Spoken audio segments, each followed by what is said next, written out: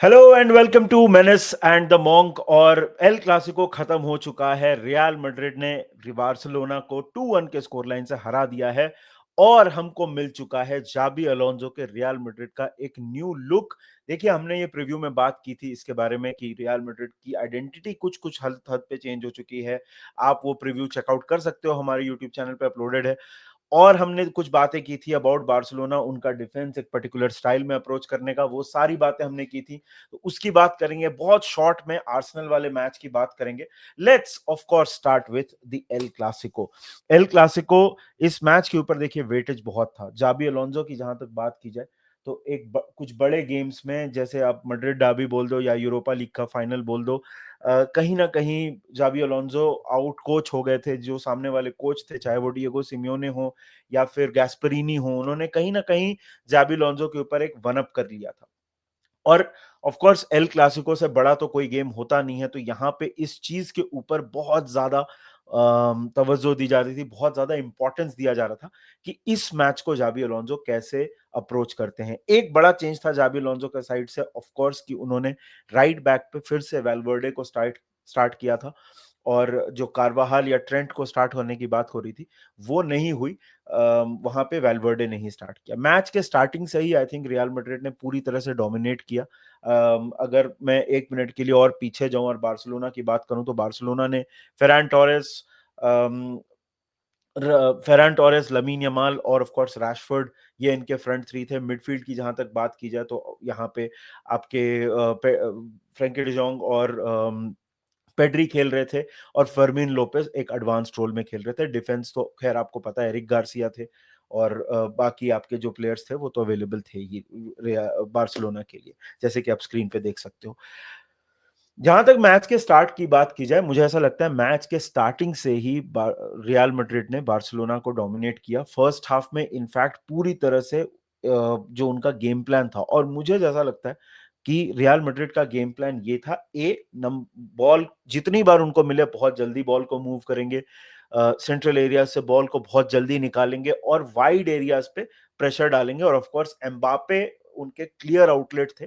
ये प्लान था। I think physically real Madrid ने डोमिनेट किया है बार्सिलोना को आज मिडफील्ड में, खास करके एक दो चांसेस में जब पेड्री के पास या फ्रेंकी डिजोंग के पास बॉल आ रही थी, और ये बात जाबी को पता थी कि इनकी पासिंग एबिलिटी बहुत अच्छी है, तो वहां पे फिजिकली उनको डोमिनेट करके, चाहे उनको बहुत प्रिटी फुटबॉल कुछ फेजेस ऑफ गेम में नहीं भी खेलना पड़े, वहां पे बॉल डोमिनेट करके उन्होंने बॉल निकाली है और एम्बापे तक बॉल पहुंचाई है। ऑफ कोर्स पहले मैच स्टार्ट होते ही एक पेनल्टी शाउट था जो कि ऑफ साइड दिया गया। उसके बाद एम्बापे ने एक ब्यूटीफुल फिनिश की जहां पे एक और ऑफसाइड था। तो 2 टाइम्स ऑफ द हुक हो गई बार्सिलोना, लेकिन थर्ड टाइम भी किलियन एम्बापे कोई गलती नहीं करते हैं और फिनिश कर देते हैं इस एक एक बढ़िया बॉल को। तो बोलूंगा डिफेंसिवली थोड़ा लैप्स भी की वहां पे बार्सिलोना। खैर, पहले गोल के लिए तो मैं रियल मैड्रिड और खास करके किलियन एम्बापे को बहुत ज्यादा क्रेडिट दूंगा।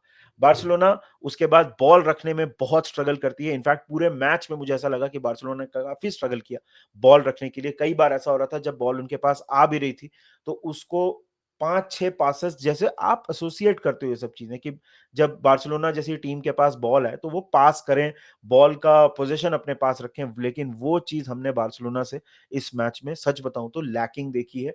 हमने पेड्री का या फ्रेंकी डिजोंग का हमने बेस्ट गेम ये नहीं देखा है। रियल मैड्रिड के ऊपर आएंगे और इंडिविजुअल प्लेयर्स की बात करेंगे, लेकिन बार्सिलोना की तरफ से मुझे ऐसा लगता है कि उन्होंने बॉल चला ही नहीं पाए। वो पूरे मैच में फेजेस में थे, जिसमें से एक फेज था जहां पे गोल आया। बहुत ही ब्यूटीफुल बॉल, फर्मिन लोपेज ने, स्पेस मिला उनको और वो स्पेस में उन्होंने एक ऑफ द बॉल रन किया, उन्होंने बॉल रिसीव की और ब्यूटीफुल फिनिश 1-1। और इसके बाद लगा कि शायद बार्सिलोना का कॉन्फिडेंस वापस आएगा और इस मैच में शायद कम बैक कर पाएंगे। लेकिन यहाँ पे एक और डिफेंसिव एरर होता है बार्सिलोना की तरफ से, और इस टाइम बेलिंगम प्रेजेंट होते हैं गोल को फिनिश करने के लिए, और एक beautiful goal Jude Bellingham score करते हैं और यहाँ पे स्कोर हो जाता है 2-1।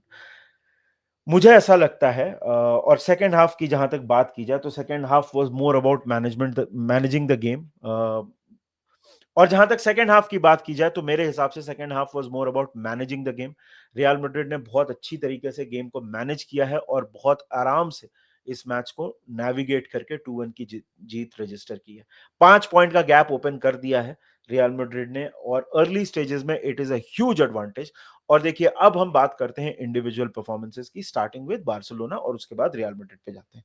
बार्सिलोना, मुझे ऐसा लगता है कि फेरान टोरेस शायद इस मैच के लिए, पता नहीं उनकी परफॉर्मेंस देख के ऐसा लगा, जब हम लोग को वॉच अलोंग कर रहे थे तो कुछ बार्सिलोना फैंस ने भी ये चीज बोली कि 100% फिट नहीं दिख रहे थे, और वो गेम में ज्यादा आ नहीं पाए। बहुत बार उनको बॉल मिली भी तो उनकी पासिंग ऑफ थी, या फिर उनकी जो क्विक थिंकिंग जो आप एक्सपेक्ट करते हो यूजुअली बार्सिलोना से, वो चीज ऑफ थी।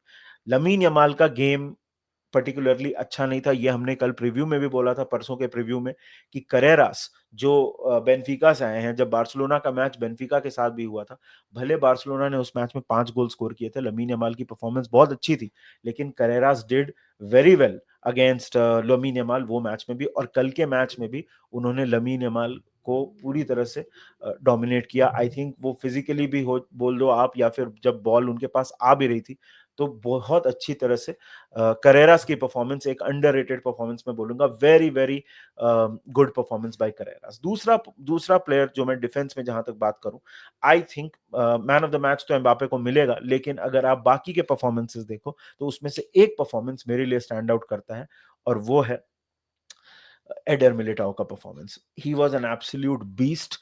आप उनको देख लो, ऑफ द बॉल रनिंग, या फिर वो डिफेंड जैसे कर रहे थे वन ऑन वन सिनेरियोज में, पासिंग उनकी टॉप थी, जिस तरह से वो टैकलिंग कर रहे थे, प्रेस कर रहे थे, it was absolutely top notch. Defence में मुझे ऐसा लगता है कि रियल मैड्रिड ने आज बहुत अच्छा काम किया। जहां तक मिडफील्ड की बात की जाए, जूड बेलिंगम की तो खैर हमने बात की, ब्रिलियंट ब्रिलियंट परफॉर्मेंस। देखिए मैं एडमिट करता हूं, मेरे को लग रहा था कि मिडफील्ड में शायद बार्सिलोना यहाँ पे वन अप करेगी, लेकिन मिडफील्ड ही वो जगह थी जहां पे रियल मैड्रिड ने पूरी तरह से डोमिनेट किया, और उसमें सबसे बड़ा हाथ था जूड बेलिंगम का। आई थिंक वैल्वर्डे राइट बैक से ग्रेट परफॉर्मेंस, बाद में कारवाहाल भी आए थे और उन्होंने भी अच्छी, वैसे तो बहुत कम देर के लिए आए थे, लेकिन जब उनके आने के बाद चीजें चेंज हुई तो भी वहां पे अच्छी परफॉर्मेंस थी। And finally Kylian Mbappe, what a performance, it was absolutely brilliant. Vinicius Junior, brilliant brilliant, मतलब ऑफ द बॉल वो एक दो चांसेस भी उनको मिले थे, वहां पे शेजनी ने एक दो सेव्स किया, और बार्सिलोना पे जब हम आएंगे तो हम बात करेंगे शेजनी की। I think he was one of the reasons कि ये स्कोर 2-1 था। थोड़ा फ्लैटर करता है बार्सिलोना को, क्योंकि I will say 85 to 90% of the times Barcelona dominate ही हुई है इस पर्टिकुलर मैच में। Xabi Alonso, I think very very impressive, बहुत ही अच्छी परफॉर्मेंस थी जाबी अलोंसो के साइड से, और this was one of those performances जो everybody will sit up and take notice कि ओ माय गॉड, ये बड़े मैच में इस तरह की परफॉर्मेंस दी है। जहां तक बार्सिलोना की बात की जाए, आई थिंक शेजनी उनके बेस्ट प्लेयर थे। वो पेनल्टी सेव तो उन्होंने किया ही, एक एक पेनल्टी मिली थी, एरिक गार्सिया डिफेंड करते हुए उनका हाथ मतलब ऊपर गया था।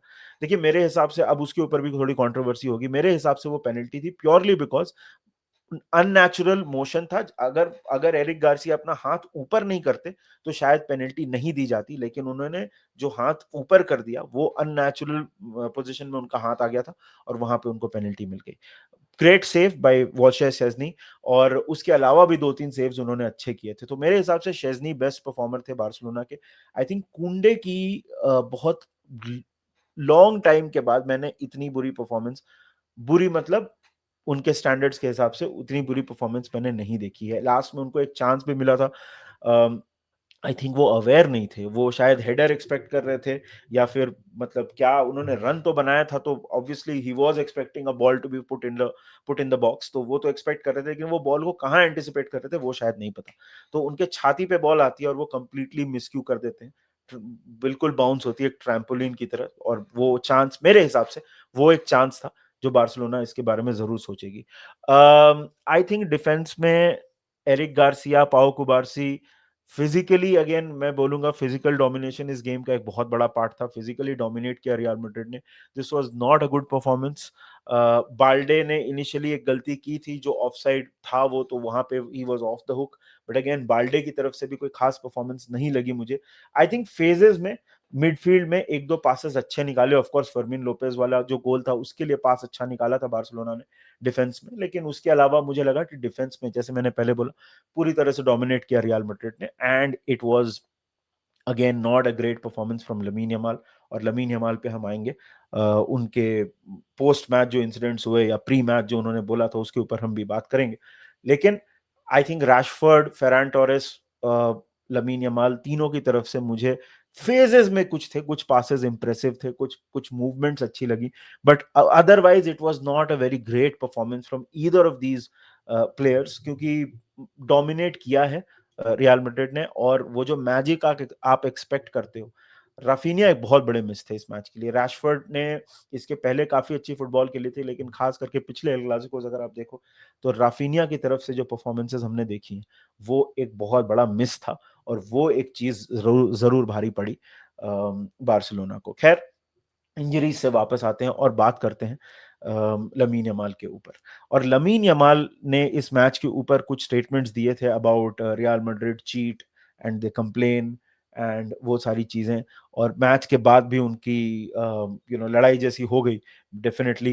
पहले कारवाहाल ने बोला था कि मैं मैच के बाद इनको कन्फ्रंट करूंगा, he has disrespected real Madrid, और वो हुआ भी, उन्होंने कन्फ्रंट किया। उसके बाद थिबो कोर्तुआ इन्वॉल्व हुए, फिर विनीशियस इन्वॉल्व हुए, फिर राफिनिया इन्वॉल्व हुए, पेड्री को एक रेड कार्ड मिला था, उसका शायद बॉइल्ड ओवर कुछ फ्रस्ट्रेशन होगा, एग्जैक्टली बहुत सारी चीजें हैं।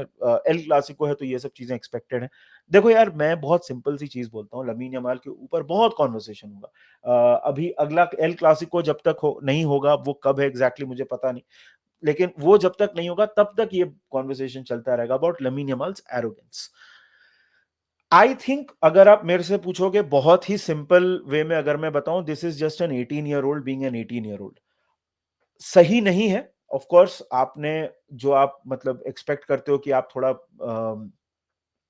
थोड़ा रिस्पॉन्सिबली इन चीजों को लोगे, बट लमीन यमाल की पर्सनालिटी अलग है कंपेयर टू एक जो फुटबॉलर से आप उनको कंपेयर करते हो, चाहे वो मेसी हो, जावी हो, इनिएस्टा हो, वो जो जनरेशन से मतलब इन इन जनरेशन ऑफ प्लेयर्स को जो कंपेयर किया जाता है, मेरे हिसाब से वो कंपैरिजन ही अनफेयर है, क्योंकि उस टाइम पे सोशल मीडिया उतनी बड़ी चीज थी नहीं, इमेज मैनेजमेंट उतनी बड़ी चीज थी नहीं। आज के प्लेयर्स क्या डाल रहे हैं सोशल मीडिया पे, लोग उनके बारे में क्या बोल रहे हैं, रिपोर्टर्स उनके बारे में क्या बोल रहे हैं, उनकी क्या परसेप्शन है, उससे उनका ब्रांड वैल्यू कितना इफेक्ट हो रहा है, क्या नहीं हो रहा है, उस ये सारी चीजें प्लेयर्स को पता होती हैं। And all these things play into how a player behaves. And honestly देखो यार, मैं कोई बहुत बड़ा फैन नहीं हूं जो लमीन यमाल ने बोला, अगर किसी लिवरपूल प्लेयर ने ऐसा बोला होता एक बड़े मैच के पहले तो मुझे भी अच्छा नहीं लगता, बट एक कॉन्टेक्स्ट मैं उसको जस्टिफ बिल्कुल ही मतलब मेरे ख्याल से तो गलत बोला। I think it was not needed to speak like this before a particular match. आप पिच पे जवाब दो ना, जैसे एम्बापे ने दिया, जैसे विनीशियस ने दिया। विनीशियस ने भी, खैर उनका भी एक ड्रामा हुआ, बट जैसे एम्बापे ने जवाब दिया वैसे आप पिच पे जवाब दो ना, पिच पे बात करो। So but we have to remember that this is 18 year old, and time के साथ शायद वो मैच्योर होंगे और वो चीज आपको देखने को मिलेगी। मेरे हिसाब से थोड़ा ज्यादा हो रहा है ये। This is not the first player, ये पहले प्लेयर नहीं है जिन्होंने एक बड़े मैच के पहले इतनी सारी बातें की हैं, और ये आखिरी प्लेयर भी नहीं होंगे जो एक बड़े मैच के पहले इस तरह की बातें करेंगे। सो आई थिंक वो चीज हमको ध्यान में रखनी चाहिए। खैर, मेरे बोलने से कुछ नहीं होगा, आई नो इसके ऊपर काफी डिस्कशन होगा और चलता रहेगा ये डिस्कशन, बट एनीवे थोड़ा आगे बढ़ते हैं और बात करते हैं आर्सेनल के बारे में। और आर्सेनल ने 1-0 हरा दिया है क्रिस्टल पैलेस को, और आर्सेनल ने बहुत अच्छी एक लीड बना ली है at the top of the table.